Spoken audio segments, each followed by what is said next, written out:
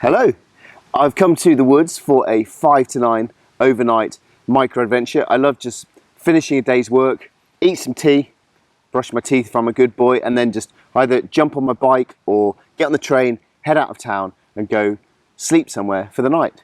Now, I'm not trying to recreate home out here. I'm going for the opposite, just the simplest experience I can have out here under the summer stars, although there is a bit of rain forecast. Got all my kit packed here. I'm going to show you what I've brought with me.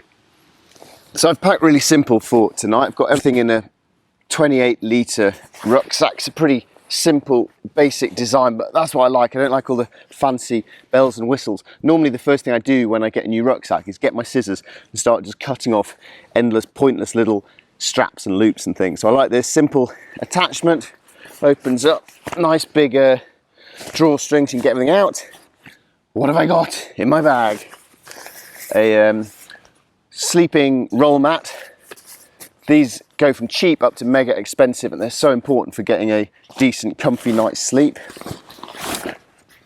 Sleeping bag, you get what you pay for.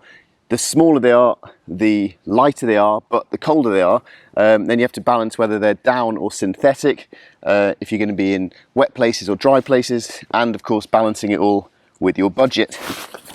Pretty essential though. Woolly jumper, vital.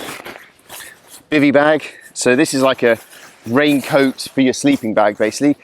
Put your sleeping bag into that, lie down on the roll mat, and you're out under the beautiful stars, under the trees here, looking up at the stars. What could possibly go wrong?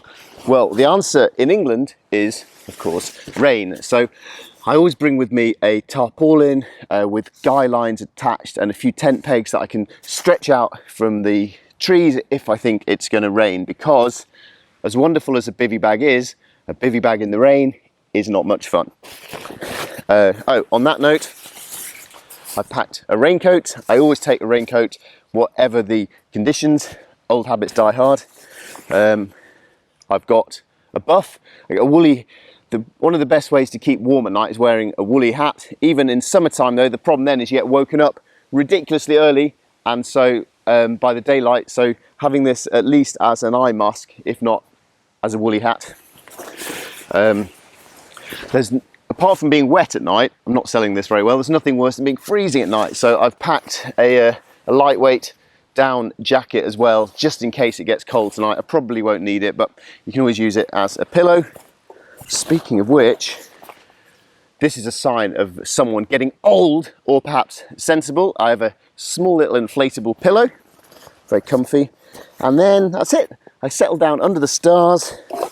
I brought my Kindle along to read a book at night. You might choose to bring a bottle of wine or a game of Dobble, who knows. My only concessions to luxury domestic life is I've brought my basic cooking gear so I can make a cup of tea in the morning, a camping gas, a little pan. Looks like Christmas here, somewhere down here. A mug, one tea bag, and this diddy little thing. This is a cool little gadget. Lighter, and I can get it out. The pressure of trying to make things look slick on a camera. Get the stove out of the bag. There we are. Tiny little stove. Screws in top of the gas canister, and I will have a cup of tea in the morning before heading back to the real world. I didn't bring any food just for simplicity's sake. You might choose to do this in far more style, but I just wanted to keep it really simple. Got my head torch. When it goes dark so I can read. What else have we got? Water. Oh yeah, and this funky little lamp just to bring a little dose of luxury when I set up my tarpaulin. I can hang it up. Just nice light. Pretty unessential, but nice to have. And that's it. Everything you need for an overnight micro-adventure stuffed into this simple rucksack. It's good, I like this, it's new. It's got good, strong shoulder straps. It's really, really lightweight. Sometimes I pick up an empty rucksack and then feel it's convinced it's rammed full of bricks already. It's got a couple of basic pockets to put your wallet and your phone in, your keys that you don't want to lose. But that's about it. Strong, simple, 28 litres, made in the UK, perfect for an overnight micro adventure.